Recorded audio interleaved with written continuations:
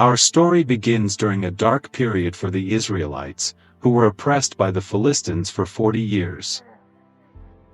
In the town of Zorah, there lived a man named Manoah from the tribe of Dan. Manoah's wife was barren and had no children. One day, the angel of the Lord appeared to her and said, "You are barren and childless, but you are going to become pregnant and give birth to a son. Now see to it that you drink no wine or other fermented drink and that you do not eat anything unclean. You will become pregnant and have a son whose head is never to be touched by a razor because the boy is to be a Nazirite, dedicated to God from the womb. He will take the lead in delivering Israel from the hands of the Philistines." Excited and amazed, the woman ran to tell her husband about the angel's message.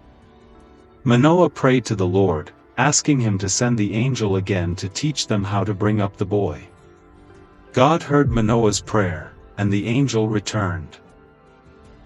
Manoah asked the angel, "When your words are fulfilled, what is to be the rule that governs the boy's life and work?"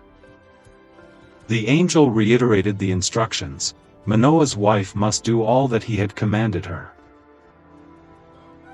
Soon after, Manoah's wife gave birth to a son, and they named him Samson. As Samson grew, the Lord blessed him, and the Spirit of the Lord began to stir him while he was in Mahaneh-dan, between Zorah and Eshtaol. As a young man, Samson went down to Timnah, where he saw a Philistine woman. He returned home and told his parents, "I have seen a Philistine woman in Timnah, now get her for me as my wife." His parents were dismayed, asking, "Isn't there an acceptable woman among your relatives or among all our people? Must you go to the uncircumcised Philistines to get a wife?" But Samson insisted, "Get her for me. She's the right one for me." His parents did not know that this was from the Lord, who was seeking an occasion to confront the Philistines. On his way to Timnah, Samson encountered a young lion. The forest was dense, and the path narrow, when suddenly a roar pierced the air. A young lion, fierce and wild, charged at Samson. The Spirit of the Lord came powerfully upon him, and with a surge of divine strength, Samson tore the lion apart with his bare hands, as one might tear a young goat. The carcass of the lion lay in pieces, a testament to Samson's incredible strength.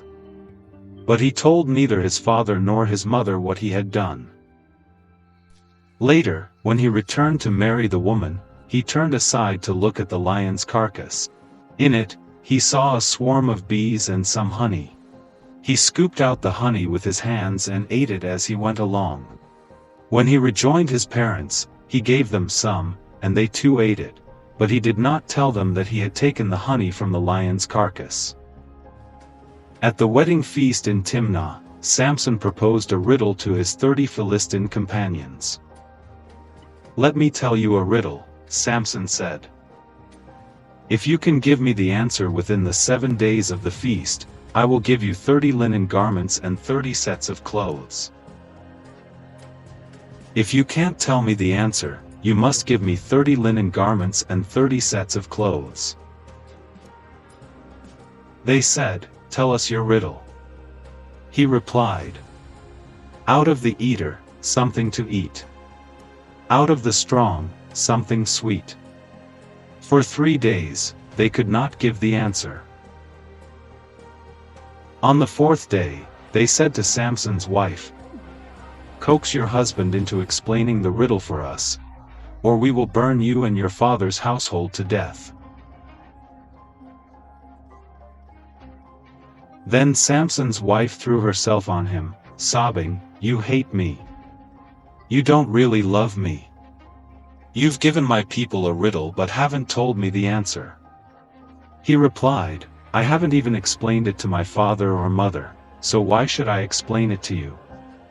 She cried the whole 7 days of the feast, and on the 7th day, he finally told her, because she continued to press him. She in turn explained the riddle to her people. Before sunset on the seventh day, the men of the town said to him, "What is sweeter than honey? What is stronger than a lion?" Samson said to them, "If you had not plowed with my heifer, you would not have solved my riddle." Then the Spirit of the Lord came powerfully upon him. He went down to Ashkelon, struck down 30 of their men, stripped them of everything, and gave their clothes to those who had explained the riddle. Burning with anger, he returned to his father's home. Samson's wife was given to one of his companions who had attended him at the feast. Later on, during the wheat harvest, Samson took a young goat and went to visit his wife. He said, "I'm going to my wife's room." But her father would not let him go in. "I was so sure you hated her," he said, "that I gave her to your companion. Isn't her younger sister more attractive? Take her instead." Samson said to them, "This time I have a right to get even with the Philistines. I will really harm them." So he went out and caught 300 foxes, tied them tail to tail in pairs, fastened a torch to every pair of tails, lit the torches, and let the foxes loose in the standing grain of the Philistines. The fields were ablaze, the smell of burning crops filled the air, and the cries of the Philistines echoed as their livelihood went up in flames. He burned up the shocks and standing grain, together with the vineyards and olive groves. When the Philistines asked who had done this, they were told, "Samson, the Timnite's son-in-law, because his wife was given to his companion." So the Philistines went up and burned her and her father's house down. Samson said to them, "Since you've acted like this, I swear that I won't stop until I get my revenge on you." He attacked them viciously and slaughtered many of them. Then he went down and stayed in a cave in the rock of Etam. The Philistines went up and camped in Judah, spreading out near Lehi. The people of Judah asked, "Why have you come to fight us?" "We have come to take Samson prisoner," they answered, "to do to him as he did to us." Then 3,000 men from Judah went down to the cave in the rock of Etam and said to Samson, "Don't you realize that the Philistines are rulers over us? What have you done to us?" He answered, "I merely did to them what they did to me." They said to him, "We've come to tie you up and hand you over to the Philistines." Samson said, "Swear to me that you won't kill me yourselves." "Agreed," they answered. "We will only tie you up and hand you over to them. We will not kill you." So they bound him with 2 new ropes and led him up from the rock. As he approached Lehi, the Philistines came toward him shouting. The Spirit of the Lord came powerfully upon him. The ropes on his arms became like charred flax, and the bindings dropped from his hands. Finding a fresh jawbone of a donkey, he grabbed it and struck down 1,000 men. The ground was littered with the fallen, Samson standing tall, bloodied but victorious, the jawbone clutched in his hand. Then Samson said, "With a donkey's jawbone, I have made donkeys of them." He grabbed it and struck down 1,000 men.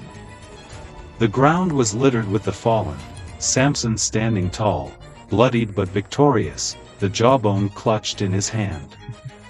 Then Samson said, "With a donkey's jawbone, I have made donkeys of them.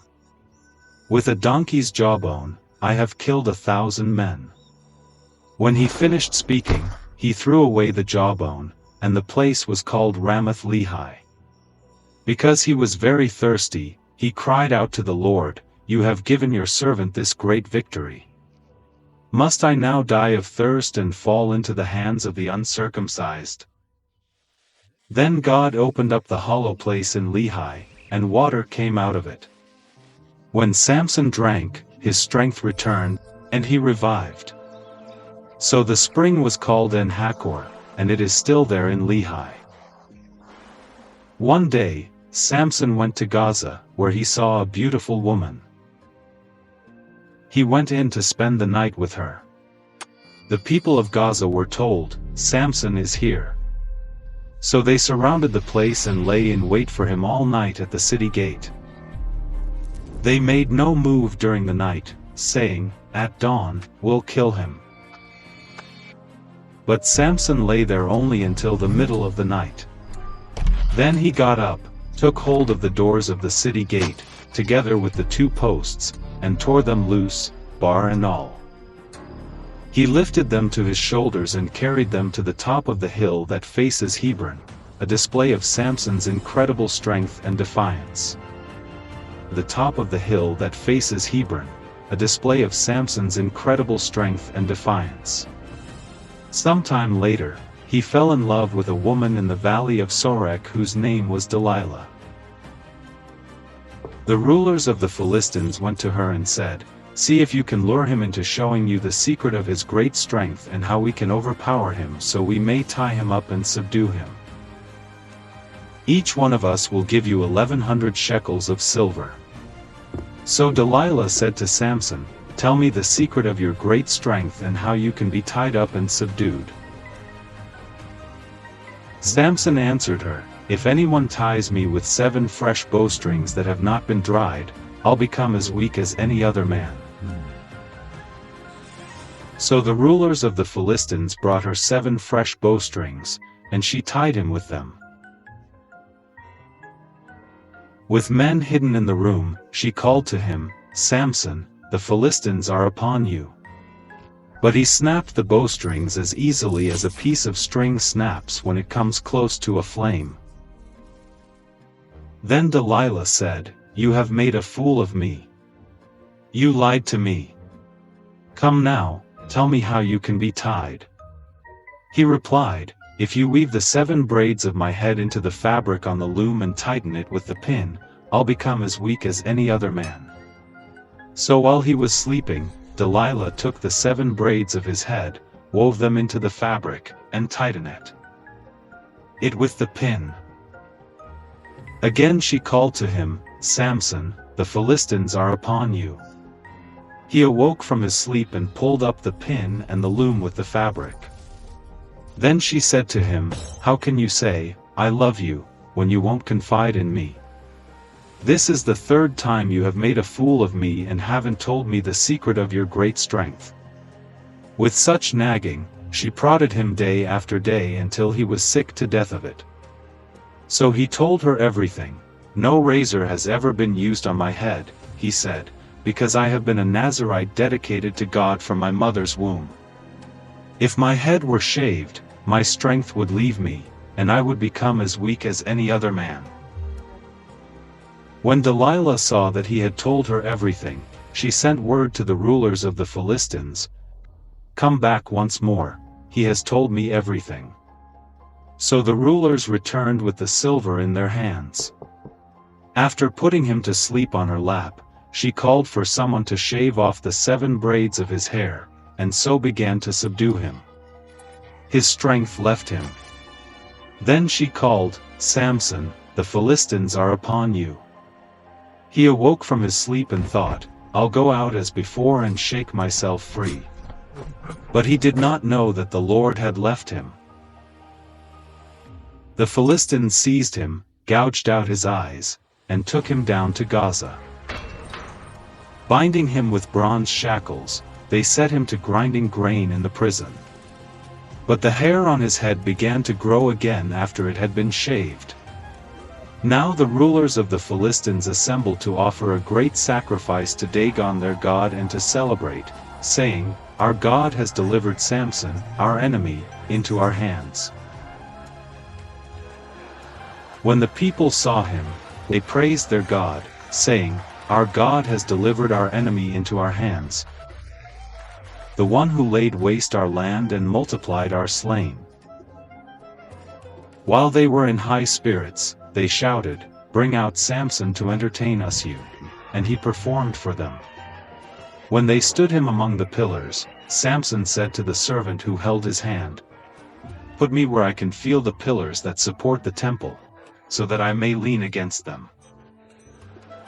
Now the temple was crowded with men and women. All the rulers of the Philistines were there, and on the roof were about 3,000 men and women watching Samson perform. Then Samson prayed to the Lord, "Sovereign Lord, remember me. Please, God, strengthen me just once more, and let me with one blow get revenge on the Philistines for my 2 eyes." Then Samson reached toward the 2 central pillars on which the temple stood. Bracing himself against them, his right hand on the one and his left hand on the other, Samson said, "Let me die with the Philistines." Then he pushed with all his might, and down came the temple on the rulers and all the people in it. Thus he killed many more when he died than while he lived. Then his brothers and his father's whole family went down to get him. They brought him back and buried him between Zorah and Eshtaol in the tomb of Manoah, his father. He had led Israel for 20 years.